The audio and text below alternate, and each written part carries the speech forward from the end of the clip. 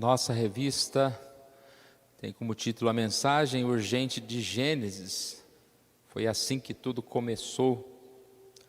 Antes dessa revista, a gente estava estudando a importância do Antigo Testamento, mostrando como o Antigo Testamento, ele é parte importantíssima, né, nessa forma de completar a história. O Antigo Testamento não é apenas um livro que foi deixado para trás. E agora, estudando Gênesis, a gente vai percebendo, né, que especificamente Gênesis, sendo esse começo, ele vai dar para nós, né, digamos assim, né, um pano de fundo muito grande de muitas coisas que nós precisamos aprender. E para todo o Antigo Testamento, né, a partir do que nós estudamos em Gênesis, nós vamos percebendo como Deus se mostrou, como Deus ele é glorificado a partir da história. A história que é a Bíblia, né, a Bíblia contando essa história da salvação, a história da redenção, que vai sempre chegar, desembocar em Jesus, o nosso Salvador. E hoje nós estamos na lição 8, de Noé a Abraão, os capítulos 10 e 11 de Gênesis. Os capítulos 10 e 11 de Gênesis. O capítulo 10 é uma genealogia que começa dizendo: são estas as gerações dos filhos de Noé, Sem, Cã e Jafé, e nasceram-lhes filhos depois do dilúvio. Então começa com uma genealogia, os filhos de Noé. Depois do capítulo 11, é a conhecida história da Torre de Babel, e volta a se falar dos descendentes de Sem, a partir do verso 10. O texto conclui aqui, terminando esta genealogia, falando de Abraão, já no versículo 29, né, Abraão e Naor tomaram para si mulheres, então termina falando de Abraão. Por isso que o texto da lição é de Noé a Abraão. E o que nós vamos encontrar nessa lição? Exatamente aquela ideia, desde a queda de Adão e Eva, aqueles que nasceram, já não havia essa unidade, né? Nós vimos Abel e Caim, nós encontramos assim essa separação, um povo que segue o caminho de Deus, outro povo que se afasta dos caminhos de Deus, da verdadeira adoração. E nós sabemos que a promessa, né, de termos o descendente, de termos aquele que viria para nos salvar, mas também ao mesmo tempo nós encontramos no caminho pessoas que se afastam de Deus. E essa é a história da vida. E ela não terminou ainda, né? Hoje nós estamos vivenciando isso, quantos são filhos de Deus e seguem, e aí nós buscamos esse caminho de Deus, e muitos se afastam do Senhor. Mas vamos aqui então à revista, na introdução, ela começa falando que às vezes as genealogias, né, são por nós desprezadas. É claro que fica às vezes difícil a gente ler, né? Eu mesmo não li agora a passagem, todos os nomes aqui. Porque nós, primeiro não vamos decorar, né, todos esses nomes, os filhos de Jafé, Gomer, Magog, Madai, Javã, Tubal, Meseque, Tiras. Fosse bom se a gente tivesse uma memória melhor, né, ou estudássemos mais para decorar. Mas o problema de se desprezar a genealogia é que às vezes a gente despreza algumas palavrinhas que são importantes aqui e algumas histórias que estão sendo contadas por meio destas genealogias. E é isso que a lição vai fazer, vai pegar detalhes importantes que estão aqui. Então não precisamos ler todos os nomes, mas vamos ler os detalhes aqui. E sempre personagens importantes estão no meio dessas genealogias. A ênfase aqui também é lembrar quem é filho de quem, né, e quem realmente desviou do caminho, e assim para a gente ter uma ideia de como a promessa de Deus se cumpre. E no caso aqui, a gente vai ver há pouco, como o que o próprio Noé disse, no capítulo 9, aqui nos versículos 25 a 27, né, como isso vai se cumprir. Lembra, na semana passada nós estudamos quando Noé sai da arca, e primeiro ele oferece um sacrifício a Deus, mas depois ele planta uma vinha, e embebedado, peca, e os seus filhos tiveram reações diferentes. Enquanto Cã expõe a vergonha de seu pai, Sem e Jafé assim o protege. E aí vem então a palavra, né, de Noé, 9:24, despertando Noé do seu vinho, soube o que fizera o filho mais moço, e disse: maldito seja Canaã, seja servo dos servos, seus irmãos. E ajuntou: bendito seja o Senhor Deus de Sem, e Canaã lhe seja servo. E aí a gente percebe, estudando agora no capítulo 10 a genealogia, um pouco dessa história se desenvolver, o caminho se desenvolvendo aqui. Repare também que uma outra questão das genealogias, a importância delas, é que é claro que na Bíblia não tem a genealogia de todas as pessoas, são alguns nomes, às vezes pula-se de várias gerações, e muitos povos não são nem citados, porque o que convinha era citar aquelas partes importantes da história, aqueles que estariam fazendo parte, né, dessa família, do desenvolvimento da salvação, do anúncio da palavra, e às vezes também alguns homens maus, que foram os que estiveram também participando da história na forma negativa, prejudicando, perseguindo as pessoas de Deus. Noé então foi profeta sobre seus filhos e sobre toda a humanidade, que é o que diz aqui na lição, né? E assim a gente vai perceber um pouquinho dessa história. Lembrando sempre que a Escritura nos coloca na direção de Cristo, ou seja, o caminho para a chegada de Jesus a partir da história. Ou seja, o caminho da aliança, a aliança de Deus com Abraão e assim demais gerações que vão seguindo.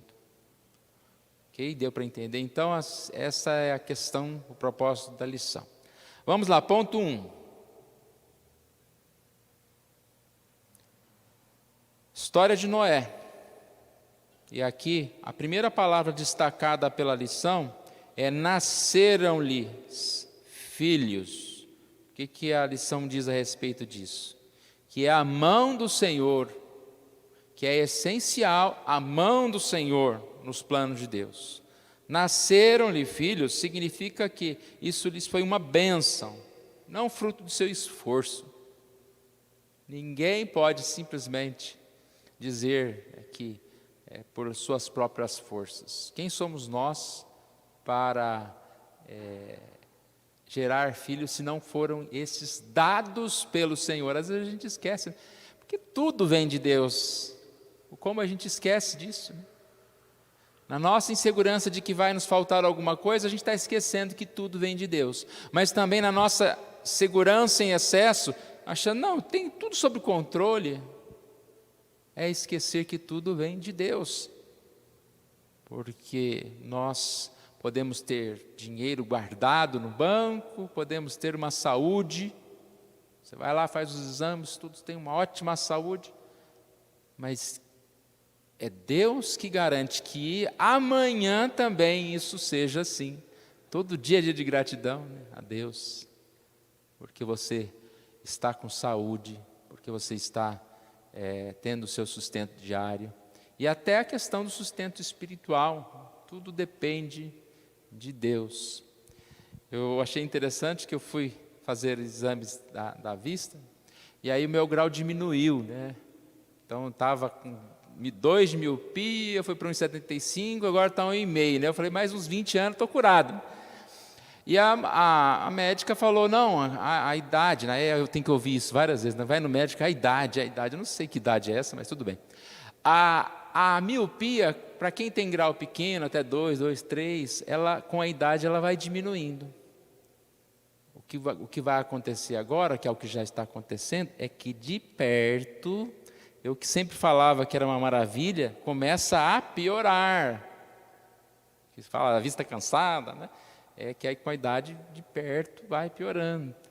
E aí você faz exames, né? Você fala, nossa, graças a Deus, isso está bom. Você faz o outro exame, isso está bom, né? Acho que todo mundo tem esse dever, né, de fazer seus exames durante o ano, né? Só que tudo está bom, mas isso não garante que amanhã vai estar bom, né? De um dia por outro. Nós estamos sobre o sustentar de Deus, dia a dia diante das mãos de Deus. Então nasceram-lhe filhos, isso é bênção de Deus. Se não fosse o Senhor, Noé nem estaria vivo, nem teria a família dele, mas Deus preservou Noé e sua família, e agora os abençoou com filhos, ou seja, a promessa de Deus está se cumprindo. Noé não falou que as gerações seriam abençoadas, e as gerações de Cã, malditas seriam? Para que isso pudesse ser cumprido, eles tinham que ter primeiro filhos, eles tinham que dar prosseguimento à vida. O autor da lição chama essas genealogias de tábuas das nações. 70 nações são apresentadas. Eu não contei, não sei se algum irmão contou aqui, mas 70 nações são apresentadas, de acordo com a etnia, língua, localização, política. E aí a gente percebe desse número 70, relacionado com 7, perfeição, e 10, completude. Que perfeição e completude é esta? Das pessoas? Não. Sabemos que a completude, a perfeição está em Deus, que está no controle de todas as coisas. Eu falei há pouco, né? Nós somos agradecidos a Deus, em tudo nós damos graças. Talvez o ano passado foi pior do que o retrasado, mas nós damos graças, não pelas coisas ruins que aconteceram. Damos graças porque sabemos que Deus está no controle de todas as coisas. Por que Paulo e Silas estavam louvando a Deus lá na prisão, alegres, cantando hinos? Porque eles sabiam que aquilo fazia parte do propósito de Deus na vida deles, e que aquilo era para que pessoas pudessem se converter. É a história, né? A nossa história. Deus está no controle. E nós temos aqui então essa história se cumprindo na vida de Noé. Noé tem suas palavras confirmadas. Dentre tantos nomes, nós vamos aqui separar conforme a lição, né? Nós estamos pegando aqui o que a lição ensinou.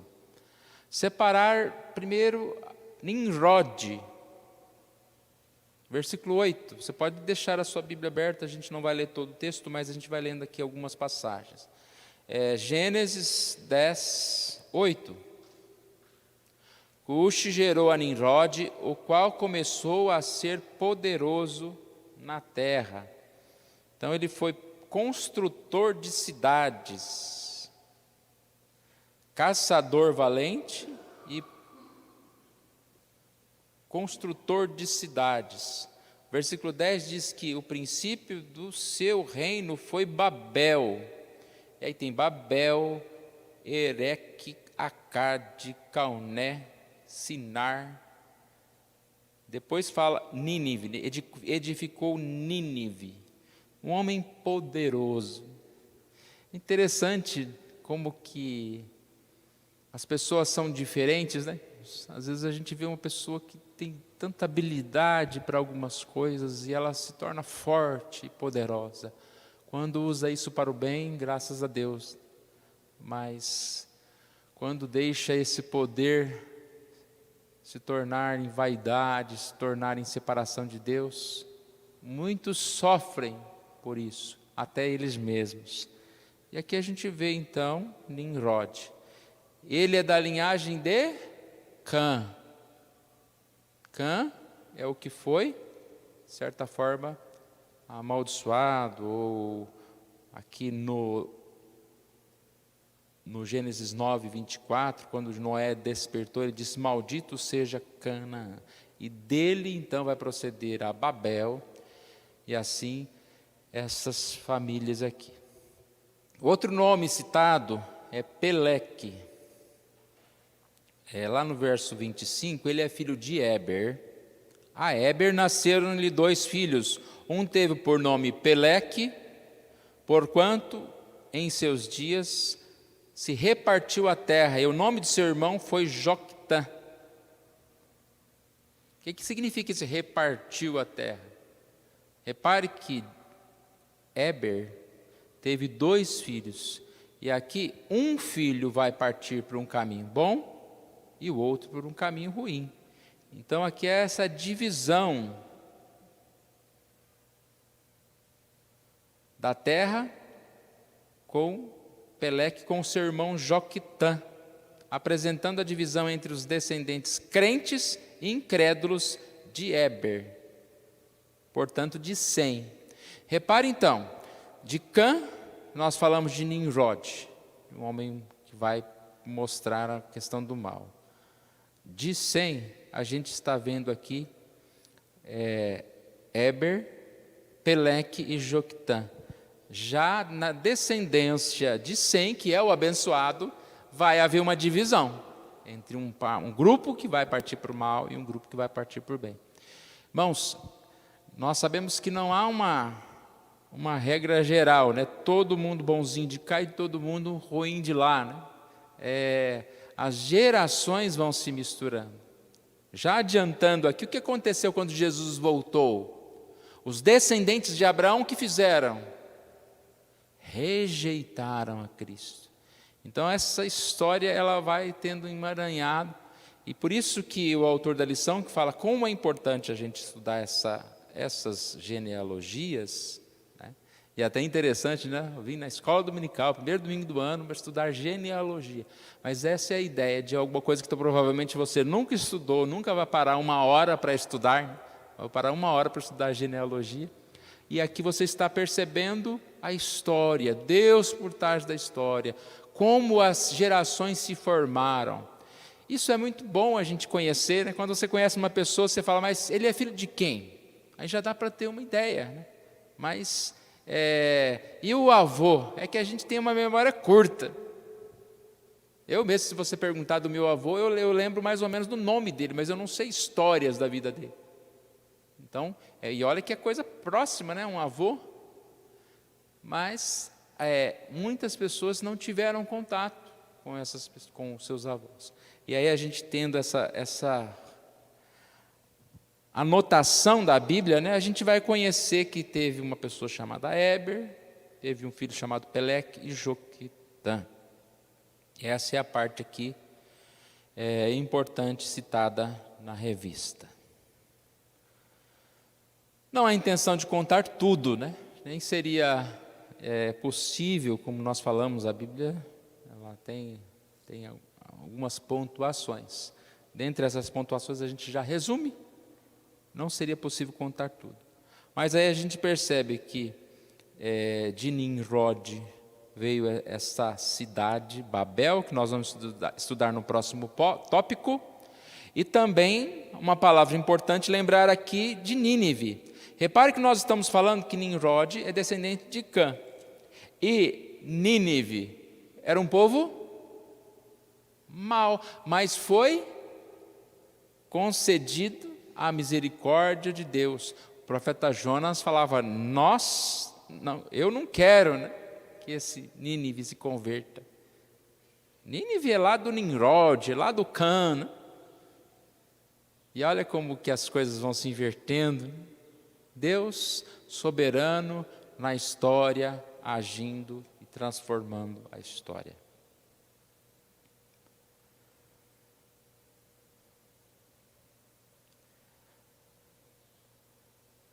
Tábua das Nações. Ela inicia com os filhos de Jafé.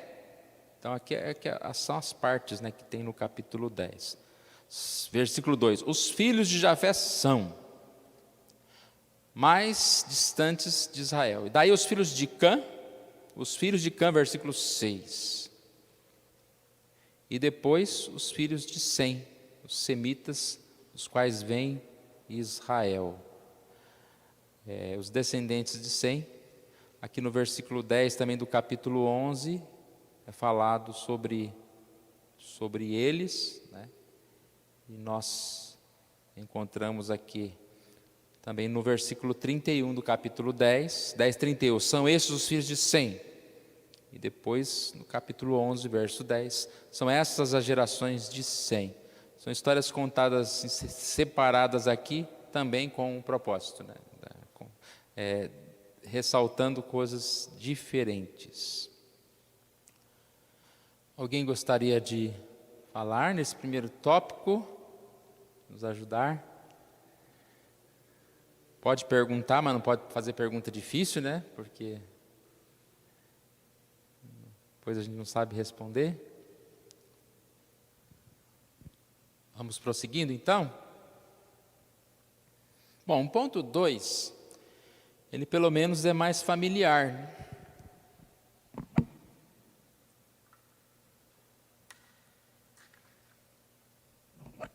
A Torre de Babel é uma história que todos nós, desde criança, ouvimos.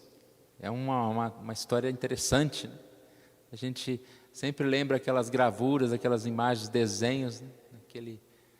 Como se fosse um castelinho, uma pirâmide chegando nas nuvens, tentando chegar até os céus.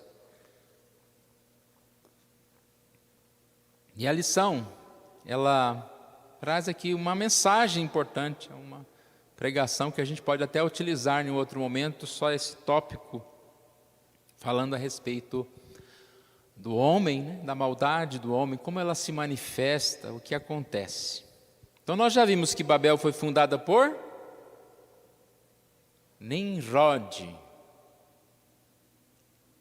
Agora fica fácil, né? Mas daqui 2 semanas, daqui 3 dias, alguns nomes aqui, a gente não lembra, né?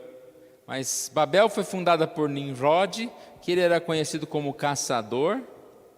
E é curioso, né? Um caçador também, um homem que foi desenvolvedor de cidades e um homem poderoso desse jeito.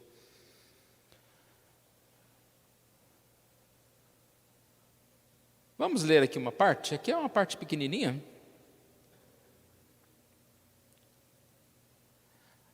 Capítulo 11. Ora, em toda a terra havia apenas uma linguagem e uma só maneira de falar. Sucedeu que, partindo eles do Oriente, deram com uma planície na terra de Sinar e habitaram ali. E disseram uns aos outros: Vinde, façamos tijolos e queimemo-los. Bem, os tijolos serviram-lhe de pedra e o betume de argamassa. Disseram: Vinde, edifiquemos para nós uma cidade, uma torre, cujo topo chegue até os céus, e tornemos célebre nosso nome, para que não sejamos espalhados por toda a terra. Então desceu o Senhor para ver a cidade e a torre, os filhos dos homens edificavam. E o Senhor lhes disse: Eis que o povo é um, e todos têm a mesma linguagem. Isto é apenas o começo. Agora não haverá restrição para tudo o que intentam fazer. Vinde, desçamos e confundamos ali a sua linguagem, para que um não entenda a linguagem de outro. Sarte, o Senhor os dispersou dali, pela superfície da terra, e cessaram de edificar a cidade. Chamou-se-lhes, por isso, o nome de Babel, porque ali confundiu o Senhor a linguagem de toda a terra. E dali o Senhor os dispersou por toda a superfície dela.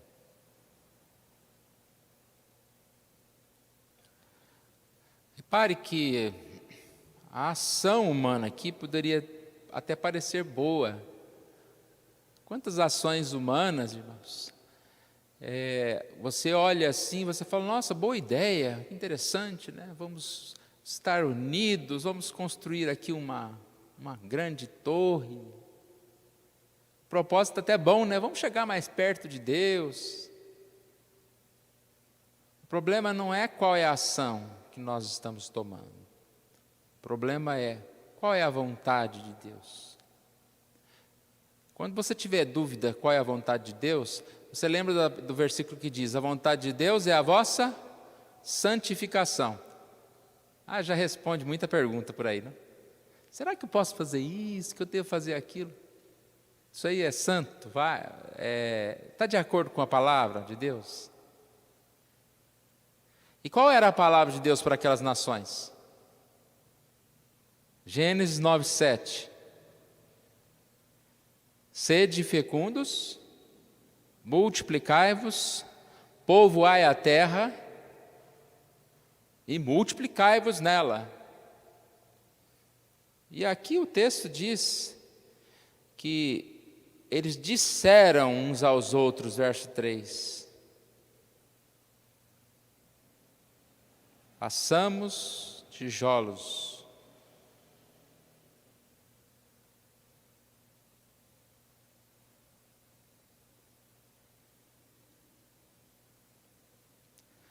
A ideia deles era se juntar e não se separar. Os tijolos serviram de pedra e o betume de argamassa. Disseram, vindes, edifiquemos para nós uma cidade. É o final do versículo 4 que eu estava procurando aqui. Para que não sejamos espalhados por toda a terra. Então a ordem de Deus vocês devem se espalhar por toda a terra, multiplicai-vos. E eles queriam, vamos construir aqui algo muito grande, para que não sejamos espalhados. Então aqui a lição, ela coloca o seguinte, a pecaminosidade mostrou-se em 3 pontos. Primeiro, o pecado é o que nós acabamos de dizer. Eles queriam permanecer juntos. Segundo pecado, tornar o próprio nome célebre. Ou seja, eles queriam ser reconhecidos, ser assim, digamos, ser grande. Ou seja, é o pecado da arrogância, né? E o terceiro, desconfiança, falta de fé em Deus. Então vamos ver como que a revista separa esses pontos. Manter em um único lugar. O poder que eles conseguiram, a sabedoria que eles conseguiram, ou seja, o domínio sobre a construção, dava a eles esse desejo de se unir, de assim se fortalecer. E eles então pretendiam unir as suas forças e não se separar. Tornar o seu nome célebre. Aqui na lição diz, quando o Senhor ordena que o homem se espalhe, Ele quer que a sua imagem seja espelhada na terra. Olha que interessante. Por que Deus fala, multiplicai-vos, separai-vos, para que nós, como povo de Deus, estejamos enchendo toda a terra da glória de Deus. Deus manifesta a sua glória a partir de nós, a partir das famílias dos santos. Ele não quer que todo mundo esteja reunido num cantinho do mundo Já pensou? Se converteu, vai morar lá na Babel. Vai todo mundo para o mesmo lugar. Não, o Senhor quer que nós sejamos em todos os lugares da terra. Por quê? Porque Ele quer que o nome dEle seja reconhecido e não o nosso nome. Interessante? Nós sabemos que assim deve ser a nossa vontade. Aqui ele fala de desconfiança em relação a Deus. O que ele quer dizer com isso? A promessa de Deus era não destruir a terra com água. E ele faz uma ligação, né, o autor da revista, de construir algo alto como algo tão alto que se Deus jogasse água, não os alcançaria. Eu nunca tinha pensado nessa questão. Aí tem até uma frase aqui que diz que para afogar a terra, para nos afogar, terá que se afogar também, porque vai até o céu, né? Coloca como falta de confiança em Deus. E, irmãos, qualquer edificação humana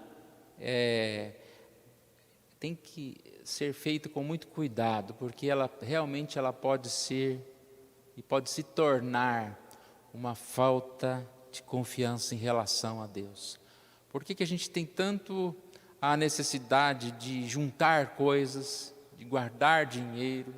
E é importante que nós tenhamos dinheiro guardado, coisas, sim. Mas por que muitas vezes a gente tem aquela intenção de ter tantas coisas? Porque aí eu estou tranquilo. Não é a frase que você fala, eu estou tranquilo. Mas você está tranquilo porque você tem o dinheiro lá no banco, por exemplo, você tem um dinheiro que você consegue estar desempregado, né, e viver mais, não vamos falar o resto da vida, né? Vamos falar 10 anos. Se eu parar de trabalhar 10 anos, eu tenho dinheiro que vai me sustentar. Aí eu estou tranquilo? É isso, estar tranquilo? Ou seja, às vezes as edificações humanas estão demonstrando que a minha confiança está no meu trabalho. E aqueles, eu vou edificar uma construção. E aí eu estou tranquilo. Eu não posso viver assim. Eu tenho que entender que eu estou tranquilo porque eu estou vivendo na dependência de Deus. E quantas vezes, para ficar tranquilo, a gente abandona Deus, a gente deixa de cumprir o propósito de Deus. Então não está certo, né? Isso não é ser tranquilo. Mesmo que haja prejuízo para mim, eu preciso seguir a vontade de Deus. Deus diz, separe-se, vai para outra terra, vai para outro lugar. É assim a vontade de Deus? E assim eu devo fazer, para cumprir o propósito de Deus. Então, nós percebemos que há essa promessa de Deus. Deus já disse que não ia destruir a terra com água. Mas, curiosamente, Deus destrói aqueles, ou pelo menos a unidade daqueles, não com água, mas embaralhando a linguagem deles. E aqui, a lição nos lembra uma coisa. Vamos dizer que tem um povo ali. Esse povo está transgredindo porque está construindo a torre. E Deus embaraçou a língua deles. Mas não foi só deles. Foram de outros povos também, que não estavam ali. Então, como diz a lição, o fato de que a linguagem de toda a terra foi confundida, e não somente da região de Babel, reflete o intento de Deus de refrear mais uma vez a maldade humana. Então Deus disse que não viria refrear a maldade humana matando com água, mas aqui Deus vem novamente intervir com a separação na linguagem. E é curioso isso? Vocês não querem se separar? Então tá. Aí você vai falar uma língua, você vai falar outra, você vai falar outra. Aí o que aconteceu? O que adianta eu ficar perto de alguém que eu não entendo a língua? E eles foram se separando de acordo com a linguagem. Um vai para lá, outro vai para lá. E assim foram cumprindo o propósito de Deus, porque Deus assim o fez. O texto diz que Deus desceu, né? Não que Deus está no céu e depois ele desce, mas é uma linguagem da proximidade, como Deus estava ali, ele viu muito bem o que estava acontecendo. E repare que ele chama os homens de filhos dos homens, mostrando aqui, é como se já uma separação de Deus. Não são filhos de Deus, eles são filhos dos homens. E esses aqui são assim confundidos na linguagem. Não haverá restrição para tudo que intentam fazer. Ele diz, olha o que eles estão fazendo. Esse povo é um e todos têm uma linguagem. E se Deus não viesse intervir com essa transformação, sabe lá o que viria pela frente. Deus intervém na história em alguns momentos, porque a maldade e a confusão é tanta. Deus não vem mais com dilúvio, mas vem com terremotos, com guerras, com pestes. Nós vivenciamos na história, na nossa história, uma epidemia, uma doença, que veio dar um freio. Deus deu uma chacoalhada na terra. É como se falou, não, agora é Babel, vocês vamos mexer com isso. Do jeito que está, não está bom. E assim Deus vai intervindo na história. O versículo 7 é interessante, que fala sobre vinde e desçamos e confundamos no plural. É uma das passagens que a gente, quando estuda na classe de novos membros, falando a respeito da Trindade, de Deus Pai, Filho e Espírito Santo. Desçamos, é Deus, o único Deus, mas Ele coloca-se como Deus Pai, Filho e Espírito Santo. Quando isso terá fim, irmãos? A lição fala: novo céu, nova terra, as nações reunidas e uma só língua, um só povo.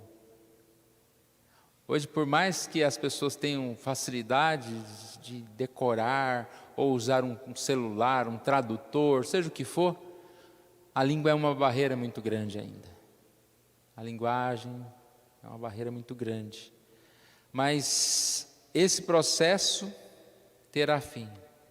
Na descida do Espírito Santo em Pentecostes, nós vimos aqui já como se fosse um espelho desse momento, porque aquela linguagem que era confundida foi unida no momento em que todos ouviram a uma só língua.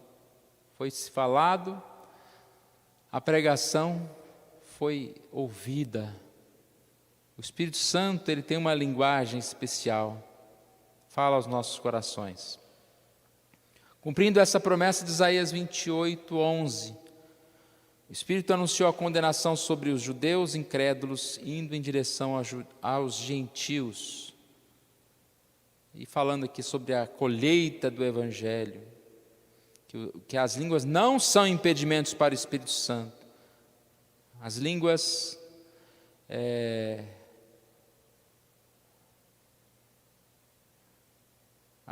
não são impedimentos para que o Espírito Santo coloque sobre a cruz de Cristo pessoas de todos os povos, línguas e nações dispersas pelo mundo. Deus não faz essa acepção de pessoas, o que fala tal língua, esse não se converte, ou o que é de tal nação. De todos os povos, línguas e nações, o Senhor vem e o Espírito do Senhor vem sobre essas vidas. Que diz finalmente em Apocalipse 21:11, o mar que simboliza os povos passou, ou seja, não há divisões étnicas e linguísticas. Já não há divisão. Todos salvos serão um único povo. Cidade edificada pelo homem causa repulsa divina e divisão. A cidade de Deus edificada em Cristo torna-se sua habitação.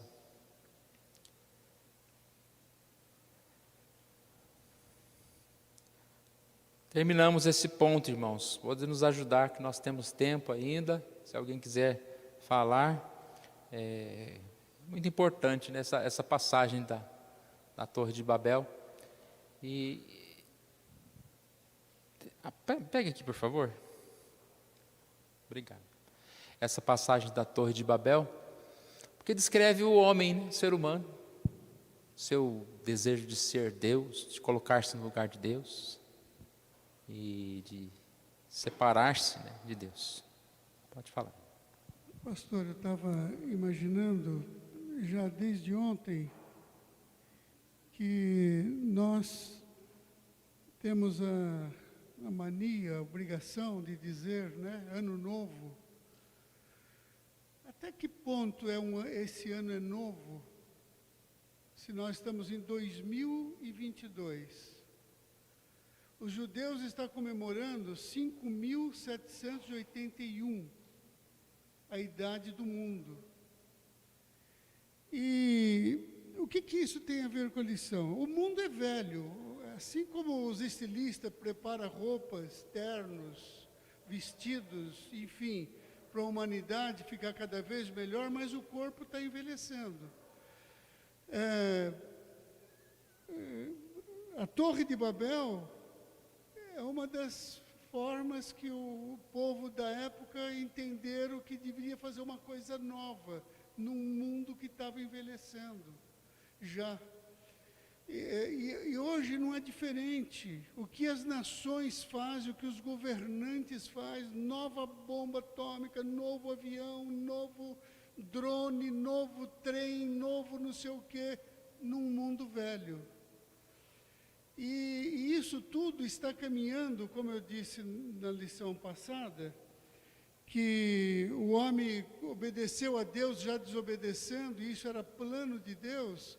E tudo isso que está acontecendo, a Torre de Babel, que mudou os idiomas, hoje o mundo tem mais de 7.000 idiomas. Quer dizer, não tem jeito de juntar o mundo, não tem mais jeito de unir o mundo. São mais de 7.000 idiomas.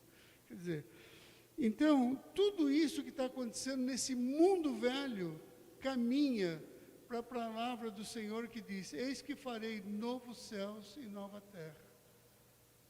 Né? Quer dizer, não adianta querer nesse mundo velho, a humanidade constrói-se prédios, a gente vê lá pelo Oriente Médio, aquelas cidades renascendo, aquelas coisas lindas, maravilhosas, em cima de um mundo velho, um mundo que caminha para o fim. Nós vemos hoje concentrações de tropas da Rússia e China, Estados Unidos não ataca a Rússia, porque senão nós atacamos vocês, Irã, Israel querendo bombardear Irã, porque eles estão fazendo a bomba atômica para matar Israel. Quer dizer, um mundo que envelhece cada vez mais. E nós estamos caminhando para a palavra de Jesus que diz: farei novo céu e nova terra. E que Deus nos dê graça para morar nessa nova terra. Bem, se alguém que depois quiser falar, pegue o microfone, eu peço para a gente levar. E a gente vê aqui essa ideia de construções humanas, né? Foi bem lembrado os prédios, as pessoas cada vez querendo fazer coisas mais altas, mais caras. E essa divisão social, né, tão grande, uns não têm absolutamente quase nada e outros têm impérios gigantescos. E você vê exatamente esses tópicos aqui na vida do homem. Desejar tornar o seu nome célebre. Quanto não foi tão grande a procura de tornar o seu nome célebre. A gente vê as redes sociais, né? Eu quero ter mais seguidores. Se você tem poucos seguidores no Instagram, compre seguidores, por apenas, sei lá quanto, né? R$100, R$200, você compra 10.000 seguidores. Mas que é seguidor ou é comprado? Eu não entendi essa, né? Então, mas assim vive o mundo, na fantasia de ser louvado. E aí você percebe que é exatamente isso, foge ao propósito inicial. O nosso propósito inicial é engrandecer o nome de Deus, servir a Deus, e não construir grandes edificações para tornar o seu nome sério. Quando se fala em respeito da igreja, é uma dificuldade muito grande da gente entender isso. A que ponto eu passo do ponto em tornar a igreja relevante na sociedade para tornar o nome de Cristo relevante, ou simplesmente para tornar o nome da igreja relevante.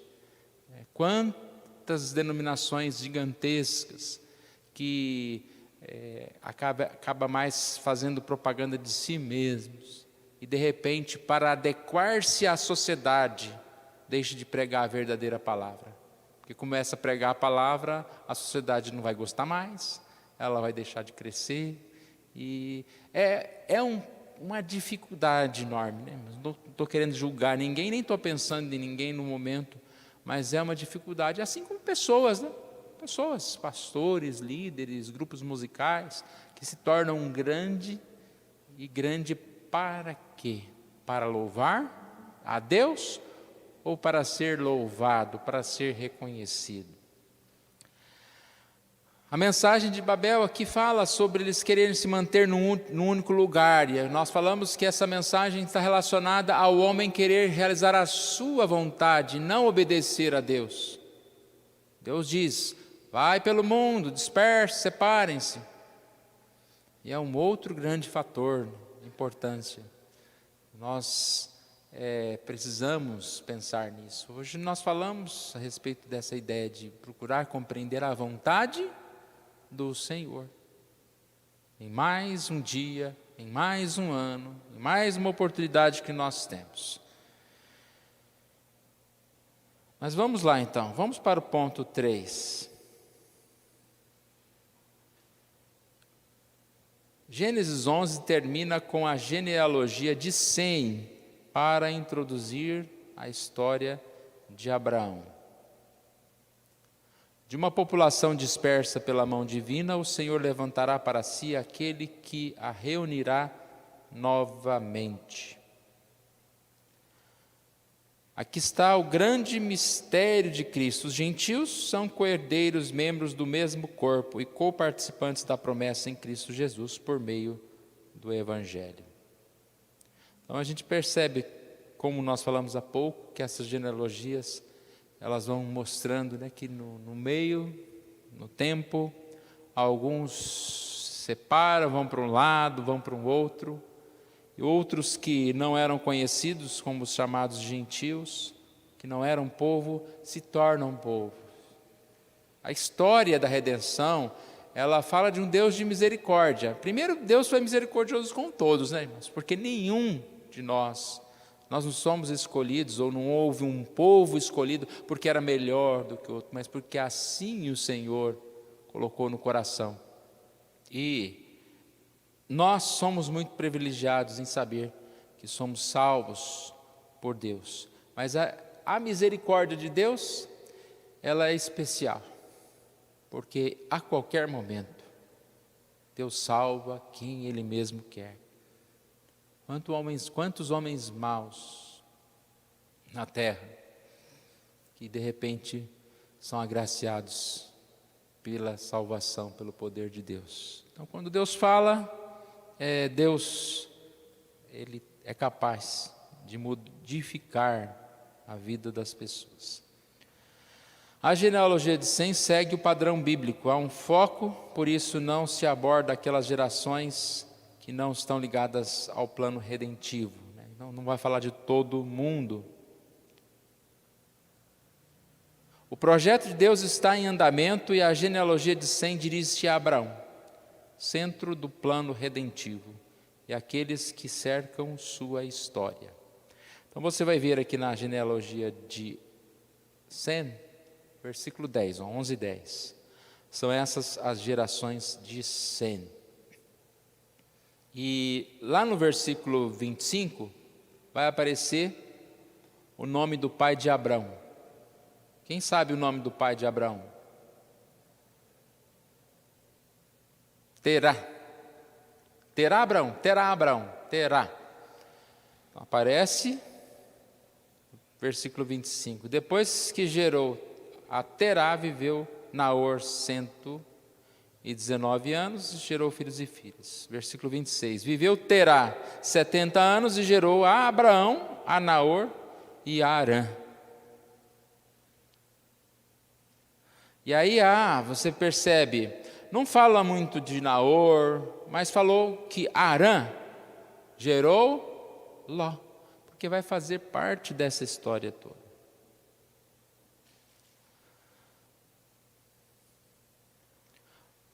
Morreu Arã.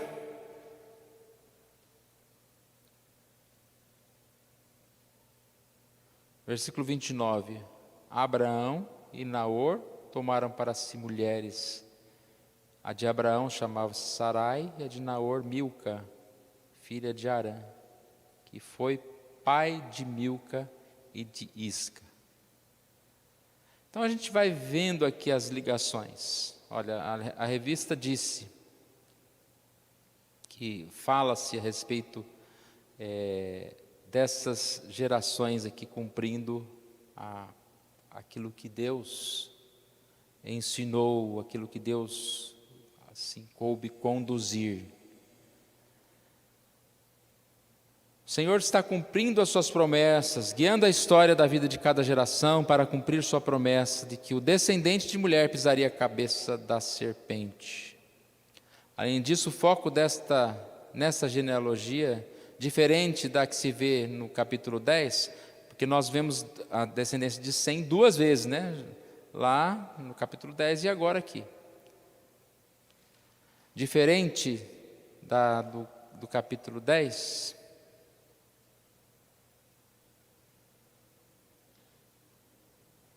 fugiu aqui da minha vista.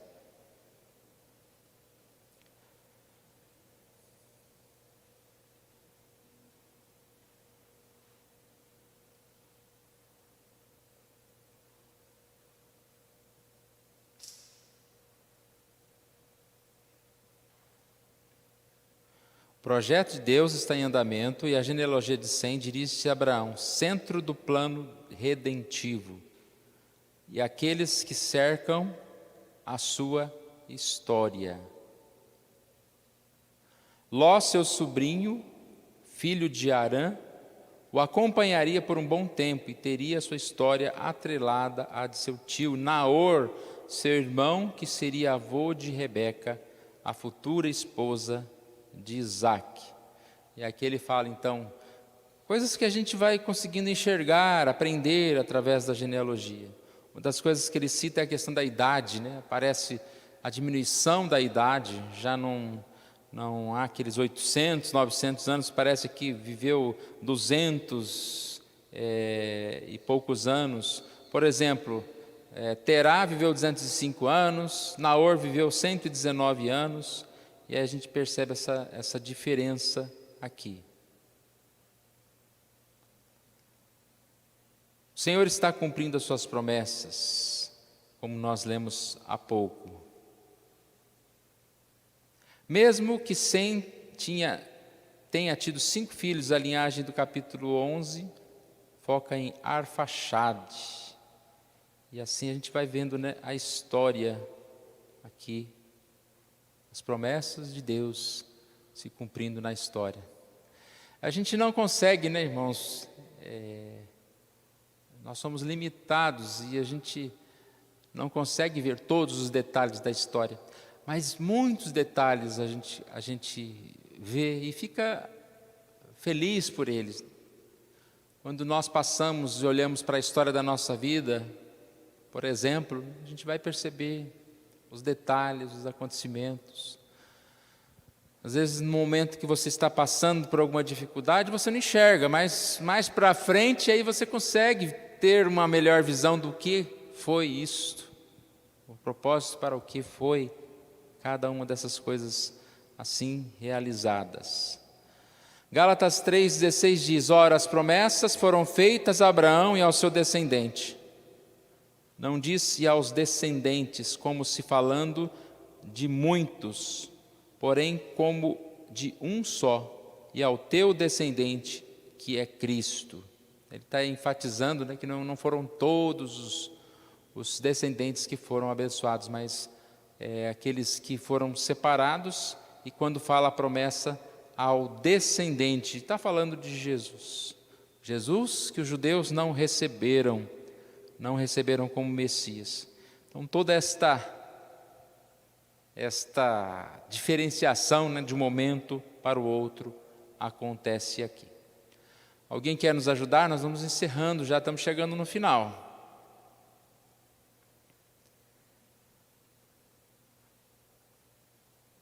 O Evangelho de João é claro ao iniciar com a afirmação de que os judeus não receberam o Messias. E estes se tratam apenas dos descendentes de Abraão, da linhagem de Judá e do Reino do Sul. Portanto, quando a Bíblia fala de judeus, ela está selecionando uma linhagem ainda mais específica de Abraão, pois o Reino do Norte, Israel, foi considerado traidor, desviado, como simbolizado pelo ódio dos judeus samaritanos. O Evangelho, no entanto, mostra Jesus criticando o judeu Nicodemos, recebendo a samaritana adúltera. Isso significa que Deus não está preso à linhagem, mas usa conforme a sua vontade. Então, qual que é a ideia, né, dessa lição, irmãos? Nós devemos nos manter firmes. Nós falamos no dia 31, vigiar, em seguir, na certeza de que Jesus vai voltar. A nossa firmeza está na palavra de Deus. E nós nos firmamos porque nós cremos que Jesus vai voltar. Nós devemos manter firmes no caminho do Senhor. E orar pelas nossas famílias, né, para que Deus esteja abençoando. Talvez a gente perca a esperança em relação a alguém, mas sabemos que Deus assim pode agir na vida dessas pessoas. E talvez a gente às vezes pensa com muita confiança, né, em relação a outras pessoas, até a nós mesmos, mas esse excesso de confiança se transforma em afastamento de Deus. Então nós precisamos nos firmar. Aqui na conclusão diz: vimos que as gerações que seguiram aos filhos de Noé refletiram suas palavras de bênçãos e maldição. Os filhos de Jafé e Sem refletiram a justiça de Noé, enquanto os filhos de Cã refletiram a sua pecaminosidade. Os pecados dos pais repetidos na vida dos filhos, né? Essa realidade, que não foram os pecados dos pais que forçaram o modo de vida dos filhos, mas os pecados dos pais foram repetidos na vida dos filhos. Então dá para entender a diferença, né? O ser humano, né, ele peca porque no seu coração ele deixa assim, né, que a maldade venha sobre ele, independente, porque ele é assim por causa do pai, do filho, né? Não há uma lógica certa, mas cada momento é diferente. E Deus que vai conduzindo essa história. Fato é que Deus não pode ser impedido nos seus propósitos. Deus vai agindo conforme a sua vontade. Nada pode impedir o Criador que faça a sua vontade. E a vontade de Deus, que Jesus virá para nos salvar.